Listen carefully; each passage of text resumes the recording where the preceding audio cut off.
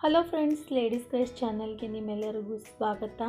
ಇವತ್ತಿನ ವಿಡಿಯೋದಲ್ಲಿ ನಾವು 4 ಟಕ್ಸ್ ಇರುವಂತಹ ಗ್ಲೌಸನ್ನು ಲೈನಿಂಗ್ ಬಟ್ಟೆ ಮೇಲೆ ಮತ್ತು ಮೇನ್ ಫ್ಯಾಬ್ರಿಕ್ ಮೇಲೆ ಯಾವ ರೀತಿಯಾಗಿ ಕಟ್ ಮಾಡೋದು ಅನ್ನೋದನ್ನು ನೋಡೋಣ. ನಾನು ಕೊಟ್ಟಿರುವಂತಹ ಈ ಮೆಜರ್ಮೆಂಟ್ಸ್ ಪ್ರಕಾರ ಇವತ್ತಿನ ಬ್ಲೌಸನ್ನು ನಾವು ಕಟ್ ಮಾಡ್ಕೊಳ್ಳೋಣ. ಇದು 34 ಇಂಚಸ್ ಎದೆ ಸುತ್ತಳತೆ ಇರುವಂತಹ ಬ್ಲೌಸ್ನ ಮೆಜರ್ಮೆಂಟ್ ಐತಿ.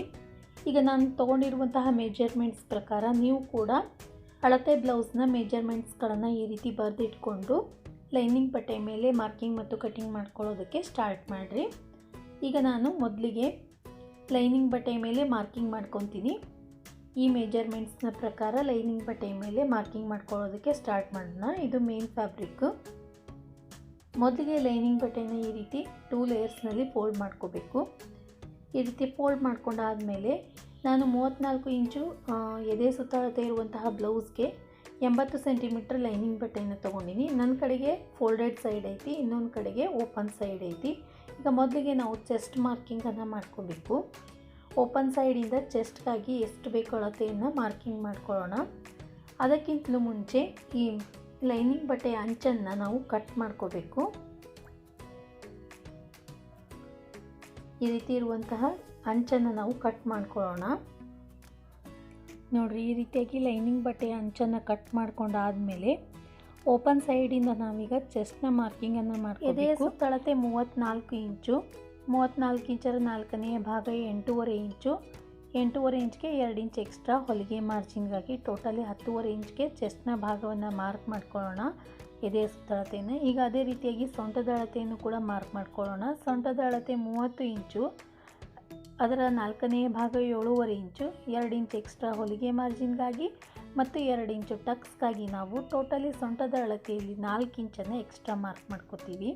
ನೋಡಿರಿ, ಈ ರೀತಿಯಾಗಿ 11.5 ಇಂಚ್ಗೆ ಮಾರ್ಕ್ ಮಾಡಿಕೊಂಡು ಒಂದು ಅರ್ಧ ಇಂಚ್ನಷ್ಟು ಹೆಚ್ಚಿಗೆ ತೊಗೊಳ್ರಿ ಹುಕ್ಕಿನ ಪಟ್ಟಿ ಮತ್ತು ಹುಕ್ಕಿನ ಮನೆ ಪಟ್ಟಿಗಾಗಿ. ಈ ರೀತಿಯಾಗಿ ಸೊಂಟದ ಅಳತೆ ಮತ್ತು ಎದೆಯ ಸುತ್ತಳತೆಯಲ್ಲಿ ಯಾವುದು ಹೆಚ್ಚಿಗೆ ಇದೆಯೋ ಅಲ್ಲಿಗೆ ನಾವು ಫೋಲ್ಡ್ ಮಾಡ್ಕೋಬೇಕು. ಈಗ ನಾನು ಫೋಲ್ಡೆಡ್ ಸೈಡ್ ಕಡೆಗೆ ಈ ರೀತಿಯಾಗಿ ಅರ್ಧ ಇಂಚ್ನಷ್ಟು ಮಾರ್ಕ್ ಮಾಡ್ಕೊಂಡಿನಿ ಹುಕ್ಕಿನ ಪಟ್ಟಿ ಮತ್ತು ಹುಕ್ಕಿನ ಮನೆ ಪಟ್ಟಿಗಾಗಿ. ನೆಕ್ಸ್ಟು ಬ್ಲೌಸ್ನ ಉದ್ದವನ್ನು ಮಾರ್ಕ್ ಮಾಡ್ಕೊಳ್ಳೋಣ. ಬ್ಲೌಸ್ನ ಉದ್ದ 14 ಇಂಚು ರೆಡಿ ಮಾಡ್ಕೋಬೇಕು. 14 ಇಂಚ್ಗೆ 1.5 ಇಂಚು ಎಕ್ಸ್ಟ್ರಾ ಸೇರಿಸ್ಕೋಬೇಕು. ಫ್ರಂಟ್ ಪಾರ್ಟಲ್ಲಿ ನಾವು 1.5 ಇಂಚ್ ಎಕ್ಸ್ಟ್ರಾ ಸೇರಿಸ್ಕೊತೀವಿ ಉದ್ದದಲ್ಲಿ. ಶೋಲ್ಡರ್ ಜಾಯಿಂಟ್ಗಾಗಿ, ಕ್ರಾಸ್ ಬೆಲ್ಟ್ ಅಟ್ಯಾಚ್ಗಾಗಿ ಮತ್ತು ಸೈಡ್ ಟಕ್ಸನ್ನು ಸ್ಟಿಚ್ ಮಾಡ್ಕೊಳ್ಳೋದಕ್ಕೆ ಟೋಟಲ್ ಆಗಿ 1.5 ಇಂಚ್ ಎಕ್ಸ್ಟ್ರಾ ತೊಗೊತೀವಿ. ಈಗ ಫೋಲ್ಡೆಡ್ ಸೈಡಿಂದ ಮಾರ್ಜಿನ್ ಲೈನನ್ನು ಬಿಟ್ಟು ನಾವು 5.5 ಇಂಚ್ಗೆ ಮಾಡ್ಕೋಬೇಕು. ಶೋಲ್ಡರ್ನ ಅಗಲ 11 ಇಂಚ್ ಐತಿ, ಅದರ ಅರ್ಧ 5.5 ಇಂಚ್ಗೆ ಈ ರೀತಿಯಾಗಿ ಮಾರ್ಕ್ ಮಾಡ್ಕೋಬೇಕು. ಮತ್ತು ಫೋಲ್ಡೆಡ್ ಸೈಡಿಂದ ನಾನು 2.5 ಇಂಚ್ಗೆ ಕೊರಳಿನ ಅಗಲವನ್ನು ಮಾರ್ಕ್ ಮಾಡ್ಕೊಂಡಿನಿ. ಈಗ ಶೋಲ್ಡರ್ ಪಾಯಿಂಟಿಂದ ಕೆಳಗಡೆಗೆ 6 ಇಂಚ್ಗೆ ಆರ್ಮೋಲ್ನ ಉದ್ದವನ್ನು ಮಾರ್ಕ್ ಮಾಡ್ಕೊಳ್ಳೋಣ. ಅದನ್ನು ಈ ರೀತಿಯಾಗಿ ಬಾಕ್ಸ್ ಮಾಡ್ಕೊಳ್ಳೋಣ. ಈ ರೀತಿ ಬಾಕ್ಸ್ ಮಾಡ್ಕೊಂಡಾದಮೇಲೆ ಆ ಲೈನಿಂದ ಒಳಗಡೆಗೆ ಅರ್ಧ ಇಂಚ್ನಷ್ಟು ಮಾರ್ಕ್ ಮಾಡಿಕೊಂಡು ಫ್ರಂಟ್ ಪಾರ್ಟ್ಗಾಗಿ ಈ ರೀತಿ ಆರ್ಮೋಲ್ ಬಾಕ್ಸನ್ನು ಹಾಕೋಬೇಕು. ಈ ರೀತಿ ಬಾಕ್ಸ್ ಮಾಡ್ಕೊಂಡಾದಮೇಲೆ ಕಾರ್ನರಿಂದ 1 ಇಂಚ್ಗೆ ಫ್ರಂಟ್ ಪಾರ್ಟ್ಗಾಗಿ ಆರ್ಮೋಲನ್ನು ರೌಂಡ್ ಮಾಡ್ಕೋಬೇಕು. ಈ ರೀತಿಯಾಗಿ ಬ್ಯಾಕ್ ಪಾರ್ಟಲ್ಲಿ ಅರ್ಧ ಇಂಚು ಮುಂದೆ ತಗೋಬೇಕು ಆರ್ಮೋಲ್ನ ಅಗಲವನ್ನು. ಫ್ರಂಟ್ ಪಾರ್ಟಲ್ಲಿ ಅರ್ಧ ಇಂಚು ಹಿಂದೆ ತಗೋಬೇಕು. ಈಗ ಫ್ರಂಟ್ ಪಾರ್ಟ್ನ ನೆಕ್ನ ಉದ್ದ 7 ಇಂಚು. ಈ 7 ಇಂಚ್ಗೆ ಮಾರ್ಕ್ ಮಾಡ್ಕೊಂಡಾದಮೇಲೆ ಮೇಲ್ಗಡೆಗೆ ಎಷ್ಟು ತೊಗೊಂಡಿರ್ತೀವೋ ಅದಕ್ಕಿಂತಲೂ ಒಂದು ಅರ್ಧ ಇಂಚ್ನಷ್ಟು ಕೆಳಗಡೆಗೆ ಕೊರಳಿನ ಅಗಲವನ್ನು ಜಾಸ್ತಿ ತಗೊಳ್ರಿ. 3 ಇಂಚ್ಗೆ ಈ ರೀತಿ ಮಾರ್ಜಿನ್ ಲೈನನ್ನು ಬಿಟ್ಟು ಮಾರ್ಕ್ ಮಾಡ್ಕೊಂಡಿನಿ. ಈಗ ಇದನ್ನು ಬಾಕ್ಸ್ ಮಾಡಿಕೊಂಡು ನೀವು ಯಾವುದಾದ್ರೂ ಶೇಪ್ ಕೊಡ್ಬೋದು. ನಾನು ರೌಂಡ್ ಶೇಪ್ ಕೊಟ್ಟೀನಿ ಫ್ರಂಟ್ ಪಾರ್ಟ್ಗೆ. ಮೇಲ್ಗಡೆ ಕೊರಳಿನ ಅಗಲವನ್ನು ಎಷ್ಟು ತೊಗೊಂಡಿರ್ತೀವೋ ಅದಕ್ಕಿಂತಲೂ ಅರ್ಧ ಇಂಚು ಕೆಳಗಡೆಗೆ ಜಾಸ್ತಿ ತೊಗೊಂಡಾಗ ಕೊರಳಿನ ಶೇಪು ಚೆನ್ನಾಗಿ ಬರ್ತೈತಿ. ಈಗ ನೆಕ್ಸ್ಟ್ ನಾವು ಕ್ರಾಸ್ ಬೆಲ್ಟ್ನ ಮಾರ್ಕಿಂಗನ್ನು ಮಾಡ್ಕೊಳ್ಳೋಣ. ಕ್ರಾಸ್ ಬೆಲ್ಟ್ಗಾಗಿ ನಾವು 2.5 ಇಂಚು ಕ್ರಾಸ್ ಬೆಲ್ಟನ್ನು ರೆಡಿ ಮಾಡಬೇಕಾದ್ರೆ ಅರ್ಧ ಇಂಚ್ನಷ್ಟು ಎಕ್ಸ್ಟ್ರಾ ತೊಗೋಬೇಕು ಹೊಲಿಗೆ ಮಾರ್ಜಿನ್ಗಾಗಿ. ಟೋಟಲಿ ನಾನು 3 ಇಂಚ್ಗೆ ಈ ರೀತಿಯಾಗಿ ಕ್ರಾಸ್ ಬೆಲ್ಟ್ನ ಉದ್ದವನ್ನು ಮಾರ್ಕ್ ಮಾಡ್ಕೊಂಡಿನಿ. ಮತ್ತು ಫೋಲ್ಡೆಡ್ ಸೈಡ್ ಕಡೆಗೆ ನಾವು ಅರ್ಧದಿಂದ 1.5 ಇಂಚ್ನಷ್ಟು ಮೇಲ್ಗಡೆ ತಗೋಬೇಕು. ಈ ರೀತಿ ಮಾರ್ಕ್ ಮಾಡಿಕೊಂಡು ಕ್ರಾಸ್ ಬೆಲ್ಟನ್ನು ಈ ರೀತಿ ಶೇಪ್ ಮಾಡ್ಕೋಬೇಕು. ಇದು ನಮ್ಮ 4 ಟಕ್ಸ್ ಬ್ಲೌಸ್ನ ಕ್ರಾಸ್ ಬೆಲ್ಟ್ ಆಯಿತು. ಅದೇ ರೀತಿಯಾಗಿ ನಾವು ಈಗ ಟಕ್ಸ್ನ ಪಾಯಿಂಟ್ಸ್ಗಳನ್ನು ಮಾರ್ಕ್ ಮಾಡ್ಕೊಳ್ಳೋಣ. ಮೊದಲಿಗೆ ಸೆಂಟ್ರ್ ಟಕ್ಸನ್ನು ಮೇಲ್ಗಡೆಯಿಂದ 10 ಪಾಯಿಂಟ್ಗೆ ಈ ರೀತಿಯಾಗಿ ಮಾರ್ಕ್ ಮಾಡ್ಕೋಬೇಕು. ಶೋಲ್ಡರ್ ಪಾಯಿಂಟಿಂದ ಕೆಳಗಡೆಗೆ 10 ಇಂಚ್ಗೆ ಮಾರ್ಕ್ ಮಾಡ್ಕೊಂಡಾದಮೇಲೆ ಈಗ ಫೋಲ್ಡೆಡ್ ಸೈಡಿಂದ ನಾವು ಮಾರ್ಜಿನ್ ಲೈನನ್ನು ಬಿಟ್ಟು ಹುಕ್ಕಿನ ಪಟ್ಟಿ ಮತ್ತು ಹುಕ್ಕಿನ ಮನೆ ಪಟ್ಟಿಯ ಮಾರ್ಜಿನ್ ಲೈನನ್ನು ಬಿಟ್ಟು 4 ಇಂಚ್ಗೆ ಮಾರ್ಕ್ ಮಾಡ್ಕೋಬೇಕು. 2 ಪಾಯಿಂಟ್ಸ್ಗಳನ್ನು ಸೇರಿಸ್ಕೊಳ್ರಿ. ಆ ಪಾಯಿಂಟ್ನ ಕೆಳಗಡೆಗೆ ಒಂದು ಲೈನ್ ಡ್ರಾ ಮಾಡಿದರೆ ಅದು ಸೆಂಟ್ರಲ್ ಟಕ್ಸ್ ಆಯಿತು. ಆ ಲೈನಿಂದ ಎರಡೂ ಬದಿಗೆ 1 ಇಂಚ್ನಷ್ಟು ಮಾರ್ಕ್ ಮಾಡಿಕೊಂಡು ಟಕ್ಸ್ಗಾಗಿ ಮಾರ್ಕಿಂಗ್ಸ್ಗಳನ್ನು ಮಾಡ್ಕೋಬೇಕು.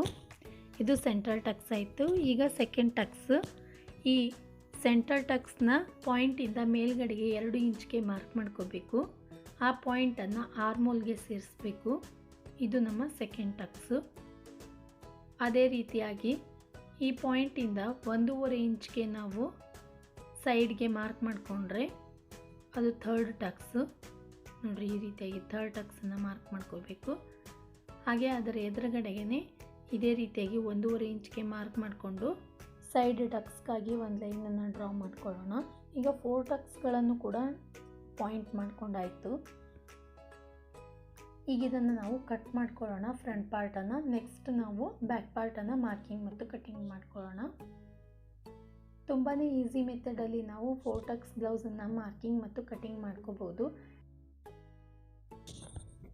ಈ ರೀತಿಯಾಗಿ ಲೈನಿಂಗ್ ಬಟ್ಟೆಯ ಮೇಲೆ ಫ್ರಂಟ್ ಪಾರ್ಟ್ಗಾಗಿ ಮಾರ್ಕಿಂಗ್ ಮತ್ತು ಕಟಿಂಗ್ ಮಾಡ್ಕೊಳ್ಳೋದು ಪೂರ್ತಿಯಾಗಿ ಮುಗೀತು. ಎಲ್ಲೆಲ್ಲಿ ನಾವು ಟಕ್ಸ್ಗಾಗಿ ಮಾರ್ಕ್ ಮಾಡ್ಕೊಂಡಿವಿ ಆ ಜಾಗದಲ್ಲಿ ಈ ರೀತಿಯಾಗಿ ಸಣ್ಣ ಸಣ್ಣ ಕಟ್ಸ್ಗಳನ್ನು ಕೊಟ್ಟರೆ ಸ್ಟಿಚ್ ಮಾಡಬೇಕಾದ್ರೆ ನಮ್ಗೆ ಯಾವ ಪಾಯಿಂಟಲ್ಲಿ ಟಕ್ಸನ್ನು ಸ್ಟಿಚ್ ಮಾಡ್ಕೋಬೇಕಾಗಿತ್ತು ಮತ್ತು ಯಾವ ಪಾಯಿಂಟಲ್ಲಿ ಫಿಟ್ಟಿಂಗ್ ಮಾಡ್ಕೋಬೇಕಾಗಿತ್ತು ಅನ್ನೋದು ಗೊತ್ತಾಗ್ತೈತಿ. ಈಗ ಸೆಂಟರ್ ಪಾಯಿಂಟಿಂದ ನಾವು ಚೆಸ್ಟ್ನ ಮಾರ್ಕಿಂಗನ್ನು ಇನ್ನೊಮ್ಮೆ ಮಾಡ್ಕೊಳ್ಳೋಣ. 8.5 ಇಂಚು ಚೆಸ್ಟ್ನ ಅಳತೆ. ಆ ಪಾಯಿಂಟ್ಗೆ ಈ ರೀತಿಯಾಗಿ ಸಣ್ಣ ಕಟ್ಸ್ಗಳನ್ನು ಕೊಡೋಣ. ಮಾರ್ಜಿನ್ಗಾಗಿ 2 ಇಂಚು ಮಾರ್ಕ್ ಮಾಡ್ಕೊಳ್ರಿ. ಈ ರೀತಿಯಾಗಿ ನಾವು ಫ್ರಂಟ್ ಪಾರ್ಟ್ನ ಮಾರ್ಕಿಂಗ್ ಮತ್ತು ಕಟಿಂಗ್ ಮಾಡಬೇಕು. ಈಗ ನೆಕ್ಸ್ಟ್ ಬ್ಯಾಕ್ ಪಾರ್ಟ್ಗಾಗಿ ಮಾರ್ಕಿಂಗ್ ಮತ್ತು ಕಟಿಂಗ್ ಸ್ಟಾರ್ಟ್ ಮಾಡೋಣ. ಬಟ್ಟೆಯನ್ನು ಈ ರೀತಿಯಾಗಿ 2 ಲೇಯರ್ಸ್ನಲ್ಲಿ ಫೋಲ್ಡ್ ಮಾಡ್ಕೊಳ್ರಿ. ಬ್ಯಾಕ್ ಪಾರ್ಟ್ಗಾಗಿ ಈ ರೀತಿ ಫೋಲ್ಡ್ ಮಾಡ್ಕೊಂಡಾದಮೇಲೆ ಮೊದಲಿಗೆ ನಾವು ಬ್ಲೌಸ್ನ ಉದ್ದವನ್ನು ಮಾರ್ಕ್ ಮಾಡ್ಕೊಳ್ಳೋಣ. ಫ್ರಂಟ್ ಪಾರ್ಟಲ್ಲಿ 1.5 ಇಂಚ್ನಷ್ಟು ಎಕ್ಸ್ಟ್ರಾ ತೊಗೊಂಡಿರ್ತೀವಿ ಉದ್ದದಲ್ಲಿ ಹೊಲಿಗೆ ಮಾರ್ಜಿನ್ಗಾಗಿ. ಅದೇ ರೀತಿಯಾಗಿ ಬ್ಯಾಕ್ ಪಾರ್ಟಲ್ಲಿ 14 ಇಂಚಸ್ ಪ್ಲಸ್ 1 ಇಂಚ್ ಎಕ್ಸ್ಟ್ರಾ ಹೊಲಿಗೆ ಮಾರ್ಜಿನ್ಗಾಗಿ. ಟೋಟಲಿ 15 ಇಂಚ್ಗೆ ಈ ರೀತಿಯಾಗಿ ನಾನು ಬ್ಲೌಸ್ನ ಉದ್ದವನ್ನು ಮಾರ್ಕ್ ಮಾಡ್ಕೊಂಡಿನಿ ಬ್ಯಾಕ್ ಪಾರ್ಟಲ್ಲಿ. ಈಗ ನೆಕ್ಸ್ಟ್ ಚೆಸ್ಟ್ನ ಅಗಲವನ್ನು ಮಾರ್ಕ್ ಮಾಡ್ಕೊಳ್ಳೋಣ. ಚೆಸ್ಟ್ನ ಅಗಲ 34 ಇಂಚು, ಅದರ 4ನೇ ಭಾಗ 8.5 ಇಂಚು, 2 ಇಂಚ್ ಎಕ್ಸ್ಟ್ರಾ ಹೊಲಿಗೆ ಮಾರ್ಜಿನ್ಗಾಗಿ. ಅದೇ ರೀತಿಯಾಗಿ ಸೊಂಟದ ಅಳತೆ 30 ಇಂಚು, ಅದರ 4ನೇ ಭಾಗ 7.5 ಇಂಚು, 2 ಇಂಚ್ ಎಕ್ಸ್ಟ್ರಾ ಹೊಲಿಗೆ ಮಾರ್ಜಿನ್ಗಾಗಿ, 1 ಇಂಚು ಟಕ್ಸ್ಗಾಗಿ. ಟೋಟಲಿ 10.5 ಇಂಚ್ಗೆ ಈ ರೀತಿ ಮಾರ್ಕ್ ಮಾಡ್ಕೋಬೇಕು. ಫೋಲ್ಡೆಡ್ ಸೈಡಿಂದ ಭುಜದ ಅಗಲ 5.5 ಇಂಚು, 2.5 ಇಂಚು ಕೊರಳಿನ ಅಗಲ, 3 ಇಂಚು ಶೋಲ್ಡರ್. ಈಗ ಬ್ಯಾಕ್ ಪಾರ್ಟ್ನ ಕೊರಳಿನ ಉದ್ದ 10 ಇಂಚು. ಕೆಳಗಡೆಗೆ ಒಂದು ಅರ್ಧ ಇಂಚಿನಷ್ಟು ಕೊರಳಿನ ಅಗಲವನ್ನು ಜಾಸ್ತಿ ತಗೊಳ್ಳೋಣ. 3 ಇಂಚು ಅಗಲ ತಗೊಂಡಿನಿ. ಈ ರೀತಿ ಮಾರ್ಕ್ ಮಾಡಿಕೊಂಡು ಬ್ಯಾಕ್ ನೆಕ್ಗಾಗಿ ಬಾಕ್ಸ್ ಮಾಡ್ಕೊಳ್ಳೋಣ. ಈಗ ನೆಕ್ಸ್ಟ್ ಆರ್ಮೋಲ್ನ ಉದ್ದವನ್ನು 6 ಇಂಚ್ಗೆ ಮಾರ್ಕ್ ಮಾಡ್ಕೊಳ್ಳೋಣ. ಶೋಲ್ಡರ್ ಪಾಯಿಂಟಿಂದ ಕೆಳಗಡೆಗೆ ಅದನ್ನು ಕೂಡ ಈ ರೀತಿ ಬಾಕ್ಸ್ ಮಾಡಿಕೊಂಡು ಅರ್ಧ ಇಂಚಿನಷ್ಟು ಹೊರಗಡೆ ತಗೊಂಡು ಕಾರ್ನರಿಂದ 1.5 ಇಂಚ್ಗೆ ಮಾರ್ಕ್ ಮಾಡಿಕೊಂಡು ಬ್ಯಾಕ್ ಪಾರ್ಟ್ನ ಆರ್ಮೋಲನ್ನು ರೌಂಡ್ ಶೇಪ್ ಮಾಡ್ಕೋಬೇಕು. ಈಗ ನೆಕ್ಸ್ಟ್ ಕೆಳಗಡೆಗೆ ಟಕ್ಸ್ಗಾಗಿ ಮಾರ್ಕ್ ಮಾಡ್ಕೊಳ್ಳೋಣ. ಫೋಲ್ಡೆಡ್ ಸೈಡಿಂದ 4.5 ಇಂಚ್ಗೆ ಟಕ್ಸ್ಗಾಗಿ ಮಾರ್ಕ್ ಮಾಡ್ಕೊಳ್ರಿ.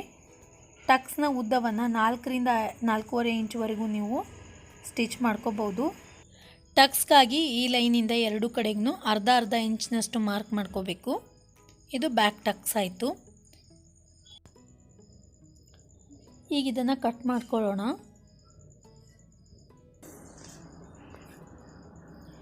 ಈ ರೀತಿ ಬ್ಯಾಕ್ ಪಾರ್ಟನ್ನು ಕಟ್ ಮಾಡ್ಕೊಂಡಾದಮೇಲೆ ಬ್ಯಾಕ್ ಟಕ್ಸ್ ಪಾಯಿಂಟನ್ನು ಈ ರೀತಿ ಸಣ್ಣದಾಗಿ ಕಟ್ಸ್ಕೊಳ್ರಿ. ಯಾವ ಪಾಯಿಂಟ್ಗೆ ನಾವು ಟಕ್ಸನ್ನು ಸ್ಟಿಚ್ ಮಾಡಬೇಕು ಅನ್ನೋದು ಗೊತ್ತಾಗ್ತೈತಿ. ಅದೇ ರೀತಿಯಾಗಿ ಫಿಟ್ಟಿಂಗ್ ಪಾಯಿಂಟನ್ನು ಕೂಡ ಈ ರೀತಿಯಾಗಿ ಮಾರ್ಕ್ ಮಾಡಿಕೊಂಡು ಈಗ ಬ್ಯಾಕ್ ಪಾರ್ಟ್ ನೆಕ್ಗೆ ನಾನು ಈ ರೀತಿಯಾದಂತಹ ಪಾಟ್ ಶೇಪನ್ನು ಕೊಟ್ಟಿನಿ. ನೀವು ಯಾವುದಾದ್ರೂ ಶೇಪ್ ಕೊಡ್ಬೋದು. ನೋಡಿರಿ, ಈ ರೀತಿಯಾಗಿ ನಾನು ಪಾಟ್ ಶೇಪನ್ನು ಕೊಟ್ಟಿನಿ. ಈಗ ಇದನ್ನು ಕಟ್ ಮಾಡ್ಕೊಳ್ಳೋಣ. ಈ ರೀತಿಯಾಗಿ ಬ್ಯಾಕ್ ಪಾರ್ಟ್ನ ಕಟಿಂಗ್ ಕೂಡ ಪೂರ್ತಿಯಾಗಿ ಮುಗೀತು. ಲೈನಿಂಗ್ ಬಟ್ಟೆಯ ಮೇಲೆ ನೋಡಿರಿ, ಈ ರೀತಿಯಾಗಿ ಬ್ಯಾಕ್ ಪಾರ್ಟನ್ನು ಕಟ್ ಮಾಡ್ಕೊಂಡಿನಿ. ನೆಕ್ಸ್ಟ್ ನಾವು ಸ್ಲೀವ್ಸನ್ನು ಕಟ್ ಮಾಡ್ಕೋಬೇಕು. ಸ್ಲೀವ್ಸ್ಗಾಗಿ ಉಳಿದಿರುವಂತಹ ಬಟ್ಟೆಯನ್ನು ನಾವು ಮೊದಲಿಗೆ 4 ಲೇಯರ್ಸ್ನಲ್ಲಿ ಫೋಲ್ಡ್ ಮಾಡ್ಕೋಬೇಕು. ಎರಡು ಸ್ಲೀವ್ಸ್ಗಳನ್ನು ಒಟ್ಟಿಗೆ ಕಟ್ ಮಾಡ್ಕೊಳ್ಳೋದಾದ್ರೆ 4 ಲೇಯರ್ಸ್ನಲ್ಲಿ ಫೋಲ್ಡ್ ಮಾಡ್ಕೋಬೇಕು. ಸೆಪ್ರೇಟಾಗಿ ಕಟ್ ಮಾಡೋದಿದ್ದರೆ 2 ಲೇಯರ್ಸ್ನಲ್ಲಿ ಫೋಲ್ಡ್ ಮಾಡಿಕೊಂಡು ಕಟ್ ಮಾಡ್ಕೋಬೇಕು. ಈ ರೀತಿ 4 ಲೇಯರ್ಸ್ನಲ್ಲಿ ಫೋಲ್ಡ್ ಮಾಡ್ಕೊಂಡಾದಮೇಲೆ ಬ್ಯಾಕ್ ಪಾರ್ಟನ್ನು ತಗೊಳ್ರಿ. ಸ್ಲೀವ್ಸ್ ಕಟ್ಟಿಂಗಾಗಿ ಬ್ಯಾಕ್ ಪಾರ್ಟ್ನ ಆರ್ಮೋಲನ್ನು ಈ ರೀತಿ ಮೆಜರ್ಮೆಂಟ್ ಮಾಡ್ಕೋಬೇಕು. ಶೋಲ್ಡರ್ ಪಾಯಿಂಟಿಂದ ಸೈಡ್ವರೆಗೂ ಮೆಜರ್ಮೆಂಟ್ ಮಾಡ್ಕೊಂಡಾಗ 7.5 ಇಂಚ್ ಐತಿ. ಅದಕ್ಕೆ ನಾವು 1 ರಿಂದ 1.5 ಇಂಚ್ ಆ್ಯಡ್ ಮಾಡ್ಕೋಬೇಕು. ಟೋಟಲ್ ಆಗಿ 9 ಇಂಚ್ ಆಯಿತು. 9 ಇಂಚ್ಗೆ ಬಟ್ಟೆಯನ್ನು 4 ಲೇಯರ್ಸ್ನಲ್ಲಿ ಫೋಲ್ಡ್ ಮಾಡ್ಕೋಬೇಕು. ಅಂದ್ರೆ 4 ಲೇಯರ್ಸ್ನಲ್ಲಿ ಫೋಲ್ಡ್ ಮಾಡ್ಕೊಂಡಾದಮೇಲೆ 9 ಇಂಚ್ ಬರಬೇಕು. ಆದರೆ ಬಟ್ಟೆ ಕಡಿಮೆ ಇರೋದ್ರಿಂದ ನಾನು 2 ಲೇಯರ್ಸ್ನಲ್ಲಿ ಫೋಲ್ಡ್ ಮಾಡಿಕೊಂಡು ಮೊದಲಿಗೆ ಒಂದೇ ಸ್ಲೀವ್ಸನ್ನು ಕಟ್ ಮಾಡ್ಕೋತೀನಿ. ಈ ರೀತಿ 9 ಇಂಚ್ಗೆ 2 ಲೇಯರ್ಸ್ನಲ್ಲಿ ಫೋಲ್ಡ್ ಮಾಡ್ಕೊಂಡಾದಮೇಲೆ ಸ್ಲೀವ್ಸ್ನ ಉದ್ದವನ್ನು ಮಾರ್ಕ್ ಮಾಡ್ಕೊಳ್ಳೋಣ. ಸ್ಲೀವ್ಸ್ನ ಉದ್ದವನ್ನು ನಾವು 4 ಇಂಚ್ ರೆಡಿ ಮಾಡ್ಕೋಬೇಕು. 1 ಇಂಚ್ ಎಕ್ಸ್ಟ್ರಾ ಹೊಲಿಗೆ ಮಾರ್ಜಿನ್ಗಾಗಿ ಟೋಟಲಾಗಿ ನಾನು ಸ್ಲೀವ್ಸ್ನ ಉದ್ದವನ್ನು 5 ಇಂಚ್ಗೆ ಮಾರ್ಕ್ ಮಾಡ್ಕೊಂಡಿನಿ. ಅದಾದಮೇಲೆ 3 ಇಂಚು ಕೆಳಗಡೆಗೆ ಸ್ಲೀವ್ಸ್ ಡೌನ್ಗಾಗಿ ಮಾರ್ಕ್ ಮಾಡ್ಕೋಬೇಕು. ಅದೇ ಲೈನ್ಗೆ ಸ್ಲೀವ್ಸ್ನ ಫಿಟ್ಟಿಂಗ್ ಪಾಯಿಂಟನ್ನು ಮಾರ್ಕ್ ಮಾಡ್ಕೊಳ್ರಿ. 7.5 ಇಂಚು ಫಿಟ್ಟಿಂಗ್ ಲೈನ್ ಮಾರ್ಕ್ ಮಾಡ್ಕೊಂಡಿನಿ. ಕೆಳಗಡೆಗೆ 6 ಇಂಚು ತೋಳದ ಸುತ್ತಳತೆ, ಕೆಳಗಡೆಗೆ 2 ಇಂಚ್ ಎಕ್ಸ್ಟ್ರಾ ಹೊಲಿಗೆ ಮಾರ್ಜಿನ್ಗಾಗಿ ಈ ರೀತಿ ಮಾರ್ಜಿನ್ ಲೈನ್ಸ್ಗಳನ್ನು ಮತ್ತು ಫಿಟ್ಟಿಂಗ್ ಲೈನ್ಸ್ಗಳನ್ನು ಡ್ರಾ ಮಾಡ್ಕೊಳ್ರಿ. ಅದಾದಮೇಲೆ ಸ್ಲೀವ್ಸ್ ಡೌನನ್ನು ಮಾರ್ಕ್ ಮಾಡ್ಕೊಳ್ರಿ. ಈ ರೀತಿಯಾಗಿ ಫಿಟ್ಟಿಂಗ್ ಪಾಯಿಂಟ್ವರೆಗೂ ನಾವು ಸ್ಲೀವ್ಸ್ ಡೌನನ್ನು ಮಾರ್ಕ್ ಮಾಡಿಕೊಂಡು ಮಾರ್ಜಿನ್ ಲೈನ್ಗೆ ಸೀದಾ ತಗೋಬೇಕು. ಈ ರೀತಿಯಾಗಿ ಸ್ಲೀವ್ಸನ್ನು ಕಟ್ ಮಾಡ್ಕೋಬೇಕು. ಅದೇ ರೀತಿಯಾದ ಇನ್ನೊಂದು ಪೀಸನ್ನು ನಾನು ಲೈನಿಂಗ್ ಬಟ್ಟೆಯ ಮೇಲೆ ಈ ರೀತಿಯಾಗಿಟ್ಟು ಕಟ್ ಮಾಡ್ಕೋತೀನಿ. ಬಟ್ಟೆ ಕಡಿಮೆ ಇದ್ದಾಗ ಈ ರೀತಿಯಾಗಿ ಮೊದಲಿಗೆ ಒಂದೇ ಸ್ಲೀವ್ಸನ್ನು ಕಟ್ ಮಾಡಿಕೊಂಡು ಇನ್ನೊಂದು ಸ್ಲೀವ್ಸನ್ನು ಉಳಿದಿರುವಂತಹ ಬಟ್ಟೆಯಲ್ಲಿ ಅಡ್ಜಸ್ಟ್ ಮಾಡಿ ಕಟ್ ಮಾಡ್ಬೋದು. 4 ಲೇಯರ್ಸ್ನಲ್ಲಿ ಫೋಲ್ಡ್ ಮಾಡಿದಾದಮೇಲೆ ಬಟ್ಟೆ ಕಡಿಮೆ ಇದ್ದರೆ ಈ ರೀತಿಯಾಗಿ ಸೆಪ್ರೇಟಾಗಿ ಕಟ್ ಮಾಡ್ಕೋಬೇಕು. ಈಗ ಲೈನಿಂಗ್ ಬಟ್ಟೆಯ ಮೇಲೆ ಸ್ಲೀವ್ಸ್ಗಳನ್ನು ಕೂಡ ಕಟ್ ಮಾಡ್ಕೊಂಡಾಯಿತು. ಬ್ಯಾಕ್ ಪಾರ್ಟನ್ನು ಕೂಡ ಕಟ್ ಮಾಡ್ಕೊಂಡಾಯಿತು. ಅದೇ ರೀತಿಯಾಗಿ ಫ್ರಂಟ್ ಪಾರ್ಟನ್ನು ಕೂಡ ಕಟ್ ಮಾಡ್ಕೊಂಡಾಯಿತು. ಈಗ ಮೇನ್ ಫ್ಯಾಬ್ರಿಕ್ ಮೇಲೆ ಇದನ್ನು ಕಟ್ ಮಾಡ್ಕೊಳ್ಳೋಣ. ಮೊದಲಿಗೆ ಮೇನ್ ಫ್ಯಾಬ್ರಿಕನ್ನು 2 ಲೇಯರ್ಸ್ನಲ್ಲಿ ಫೋಲ್ಡ್ ಮಾಡಿಕೊಂಡು ಹಾಕೊಳ್ಳೋಣ.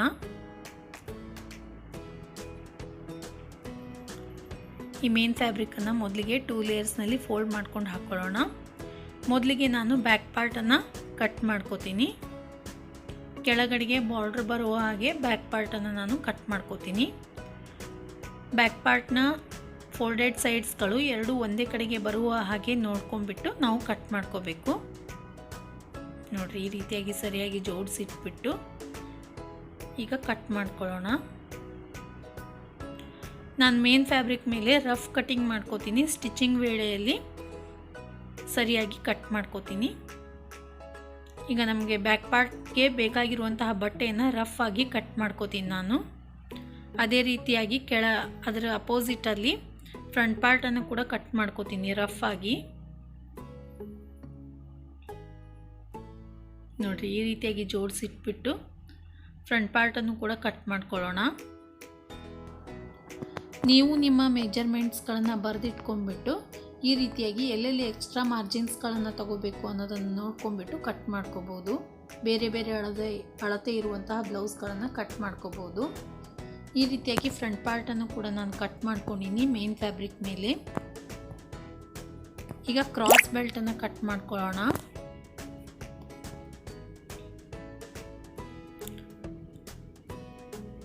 ನೋಡಿರಿ, ಈ ರೀತಿಯಾಗಿ ಬಟ್ಟೆಯನ್ನು ಡಬಲ್ ಫೋಲ್ಡ್ ಮಾಡಿಕೊಂಡು ಕ್ರಾಸ್ ಬೆಲ್ಟನ್ನು ಕಟ್ ಮಾಡ್ಕೋತೀನಿ.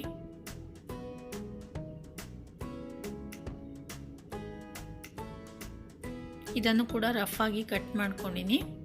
ಸ್ಟಿಚಿಂಗ್ ವೇಳೆಯಲ್ಲಿ ಎಕ್ಸ್ಟ್ರಾ ಇರುವಂತಹ ಬಟ್ಟೆಯನ್ನು ಟ್ರಿಮ್ ಮಾಡ್ಕೊಳ್ಳೋಣ. ಈಗ ಉಳಿದಿರುವಂತಹ ಬಟ್ಟೆಯಲ್ಲಿ ನಾನು ಸ್ಲೀವ್ಸನ್ನು ಸ್ಟಿಚ್ ಮಾಡ್ಕೋತೀನಿ.